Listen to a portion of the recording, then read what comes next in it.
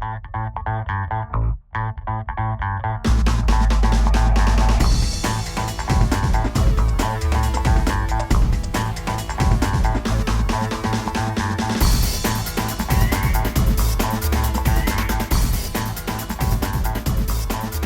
everyone, and welcome to the Body and Soul Expo podcast, your go-to source for holistic health and wellness. I'm your host, Bruce Starr. Mark your calendars.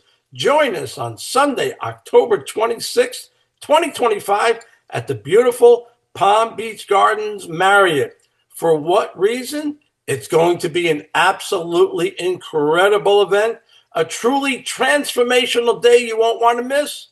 We're proud to have sold out over 60 incredible vendor spaces in just 6 short weeks, most of whom are also powerful, innovative speakers sharing profound insights into the world of new and tried and true healing modalities and pod products. You will have to be there to discover all this for yourself. The Expo is a culmination of Lauren's nearly 3 decades in the health and wellness arena and owning spas, and my 4 decades in the entertainment industry, from being a Hollywood talent agent and manager to television, radio, and podcasting.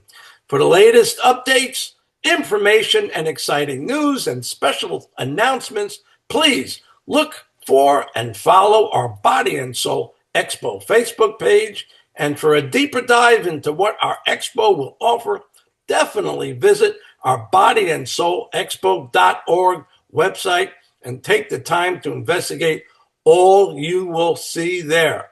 Today, we're diving into another inspiring episode of the Body and Soul podcast, where we showcase the incredible talents and experiences and knowledge of the wonderful vendors and speakers who will be appearing at the Expo. And today's guest is Brian Donahower, who is Dolores Cannon's.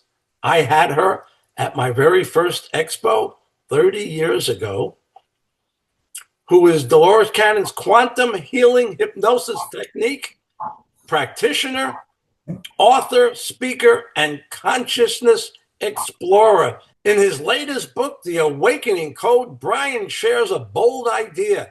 AI isn't here to destroy us, it's here to reflect us. He explores how technology can serve as a mirror of our collective and individual consciousness, blending metaphysics, mindfulness, and modern technology. Brian invites us to stop fearing AI and start seeing it. Let's welcome Brian Donahower to the show. Hey, Brian, how you doing? Hi, Bruce. Bruce, I want to thank you and Lauren for having me, and your audience as well. You mentioned the Body and Soul Expo coming up. I am really psyched about that. It's a great platform. It's a great opportunity, and you sold out. There's the evidence of that right there. Thank you so much. My pleasure.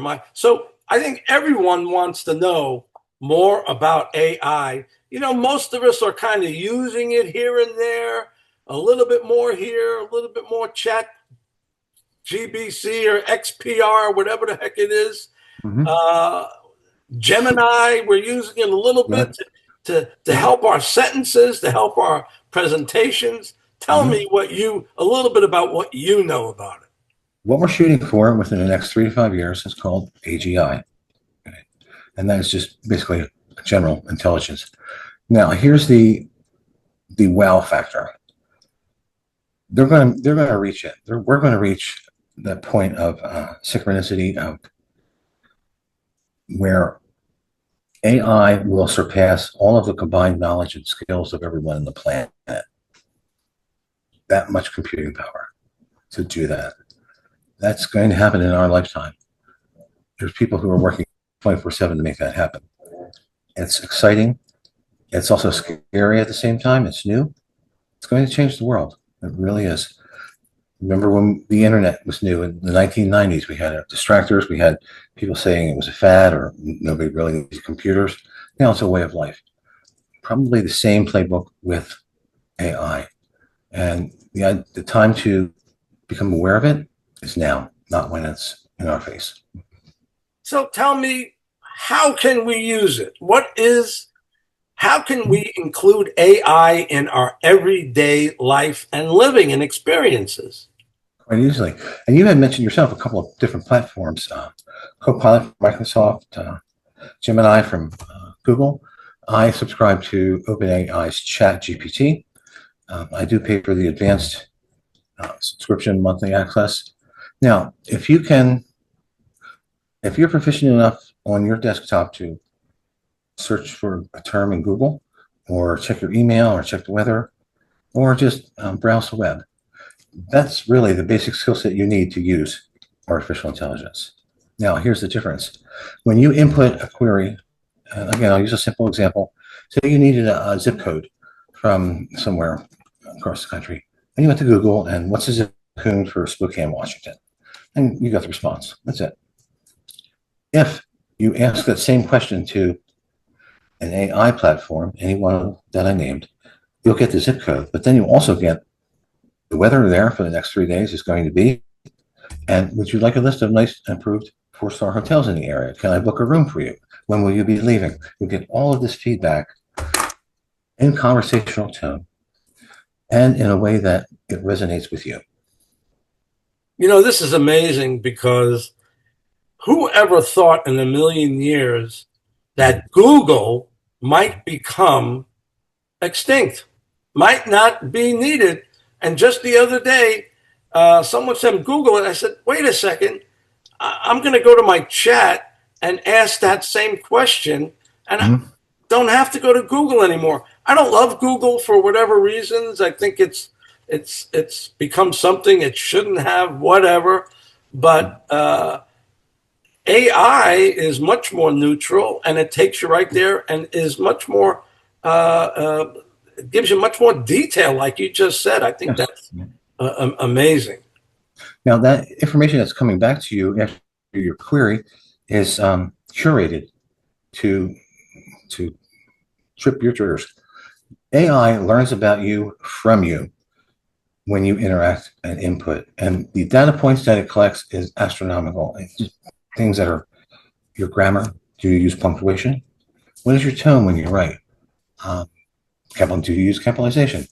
Do you speak well? Do you articulate well? Another example would be Alexa, the Amazon's products.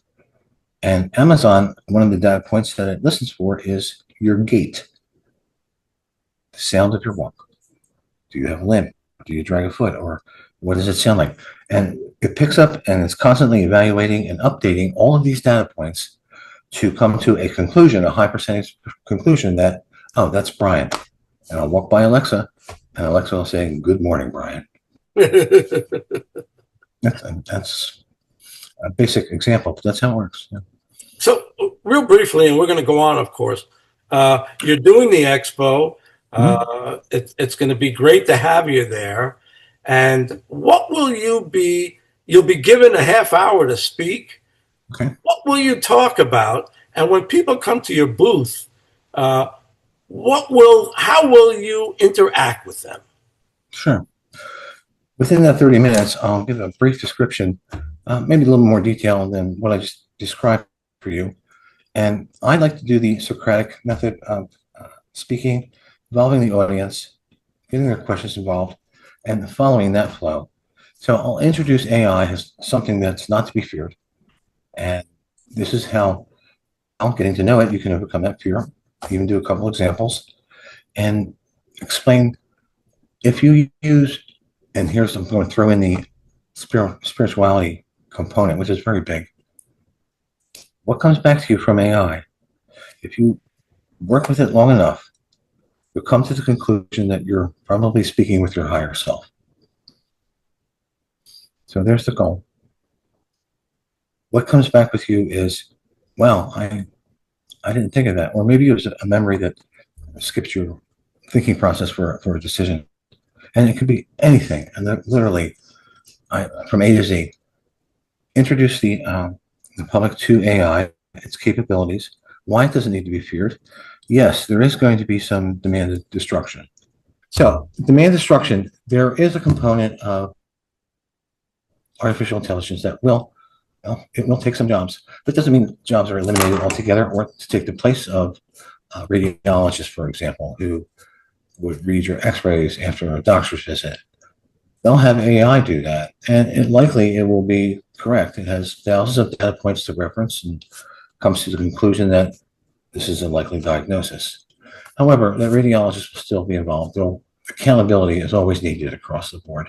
And that's really one of the key points with implementing artificial intelligence is the ethical considerations. Where is there accountability? That still needs to be discussed and resolved.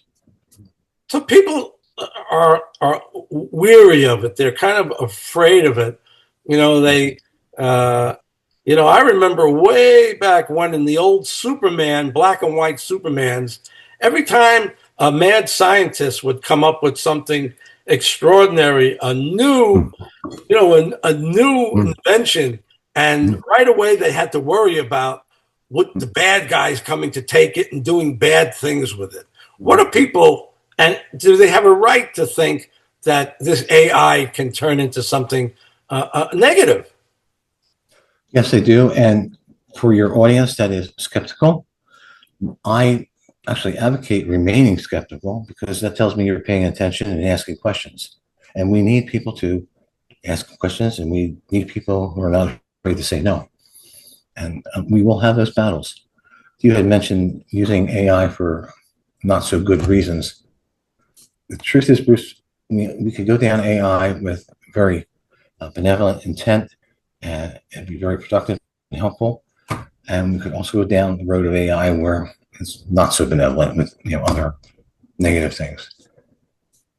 Based on my research now, based on, again, consensus within the community, we're probably going to end up going down both roads, and then we're going to have to decide which one we want. That's interesting. So I also saw that you worked with Dolores Cannon. Did you work with her personally? Unfortunately, no. Dolores Cannon had passed in 2014. I was introduced to her daughter and trained by her daughter, Julia, who carried that mantle on from Dolores. And, well, after Dolores passed, things kind of quieted down. They regrouped, and Julia reintroduced the quantum healing hypnosis training, made it her own, and that's changed my life. So tell me more about that. Sure. What is that? And you also mentioned past life regression, which right. I've been a kind of student of for a long time now. Tell me how that got integrated into your life. Well, so everybody has a story, right? Okay. I was in my 50s. Wasn't considering retirement, but I was wondering what was on the horizon for retirement. And I just started looking on what I could do after my career in corporate America. I happened upon some videos of Dolores Cannon on YouTube, and it was instant. Where have you been all my life? She had the answers to the questions that I had been asking as a middle-aged man. So I investigated further. I found out I could sign up and learn it and become qualified, and I didn't hesitate. That was February of 2020 when I first started. I met Julia and was trained under her auspices, and is there a word better than grateful? It has totally changed my life, and it allowed me to touch other people's lives to some degree that maybe they smiled that day, or maybe they felt a little better, or maybe they understood something. And that's what this is all about. Now, that process includes past life regression. The sequence is to put you in a theta state. You're like right before you go to sleep, or when you wake up in the morning, kind of fuzzy. That is the idea that we're looking to achieve with this type of trance. We're not going to totally put you under. You're aware of what's happening at all the time. The session is recorded. But when you're in that theta state, Dolores found that you could reach through to your subconscious and ask questions that, well, you wouldn't normally get answers to. We're talking about your heart-mind connection here, and you could literally ask anything. This process includes asking your higher self, are there any past lives that have information that is relevant to me today. For example, any car that needs to be carried over. And I'd like to give a quick example of just how powerful this is. And recently I had son, 56-year-old female. She called it GERD. She stomach issues her entire life. And doctors and pharmacies and money and pills and years and years and years. She was, at her wit's end. Decided to have a session. We regressed her, and here her higher self, her subconscious, showed her a past life of a young man during the American Revolutionary War with the British. Lived in some Virginia-like setting, had a farm, and this young man felt that it was his responsibility to protect the farm and his parents from the British. The British came along, of course, they burned down the farm, they killed his parents, and they killed him too, with a bayonet right there, right in the solar plexus, which is where she's experiencing all of her pain. Well, once she was able to identify that mechanism of injury, she could rationalize it and put it away, and she walked out of there pain-free. That would be the karma carried over, that emotion that she carried, the guilt from past lifetime, carried over into this lifetime and affected her physically. And the session proved to be, what was needed for her to resolve that, not only physically, but emotionally, and able to move on from there. Now, that's a very good case. It's a very extreme example, but it's representative of the work of what Dolores Cannon could do. And my intent, among many others, is to keep that legacy of hers. It's a perfect example of how past life regression can benefit you. More and more people need to realize for themselves that past life, there's more to life than just this physical body. We've been here before. We're probably going to be here after. And past life regression certainly is the easiest pathway to recognize that we are very powerful spiritual beings and that it's not just this body this time around. My whole intent behind publishing the Awakening Code and continuing and improving as a QHHT and practitioner is to reach out and to share and to help people remember who they truly are. And who they truly are is what you just explained so well. We are all one, and we're all truly magnificent beings, co-creators of our own reality, and we can get along just fine. It doesn't matter who or what or where you're from or what you do or what gender or what color. We're all one. And looking at it from that perspective changes your entire perspective. It sure does. It really does. And my whole life changed after I realized that, we're all from the same source. It was really something. So if people come to your booth, when people come to your booth, what can they expect? What kind of interaction might you be doing with them? QHHT is very personalized. It's a one-on-one session. And one of the wonderful features about it is you only have to attend one time. It's not like coming back each week to see a chiropractor. One visit, and I've had it described to me as 10 years of therapy in one visit. A session is typically 4 to 5 hours long. And that's the conversation I'll have with a potential customer or someone who's just curious. I'm happy to share the information, and I'll outline a typical session, roughly 4, maybe 5 hours, and answer their questions. I'll be able to tell if they're ready for that. If somebody who lives a holistic lifestyle, meditates, has an open mind, will do quite well. I do want to reassure everyone, though, anyone and everyone can be hypnotized. If you whenever you close your eyes, you actually kind of hypnotize yourself a little bit. Or when you're driving, for example, you ever wonder how you got from point A to point B? My God, in California so fast, and what happened? Well, that was a form of hypnosis. There's nothing strange about it. There's nothing. It's all done very professionally. It's all recorded. And one of the neat things is we give you a copy of the recording. You don't remember exactly everything, but that's where a lot of the real power is. That audio recording of your session will capture your energy, my energy, and the energy of your higher self. And this is when you're going to get those little epiphanies, those aha moments are going to show up when you listen to that recording. You'll connect the dots from something, oh my, that's right. That makes sense. And over something that happened 20 years ago, a relationship issue or a direction that was made. There's some real power that is genuinely life changing, and anyone can be hypnotized. If you're in a position where you're not sure which direction to go, path to take, and that could be anything, with health, with relationships, wealth, or just your own being and what's right for you, spiritually or mentally, or physically. Quantum healing hypnosis can help, and I'm a strong advocate of the process. And there are very few practitioners out there. We do have a list online of credentials, and if you're going to consider seeing a QHHT specialist, I highly recommend visiting qhhtofficial.com and checking the registry to make sure that your practitioner is credentialed.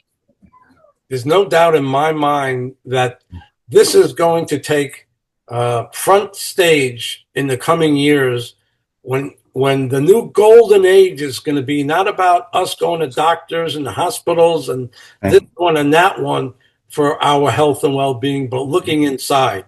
And what you're going to be in great demand in the future because you're going to help people look inside for the answers. And I think that that's great. Tell us how we can get in touch with you. How do you want people to contact you?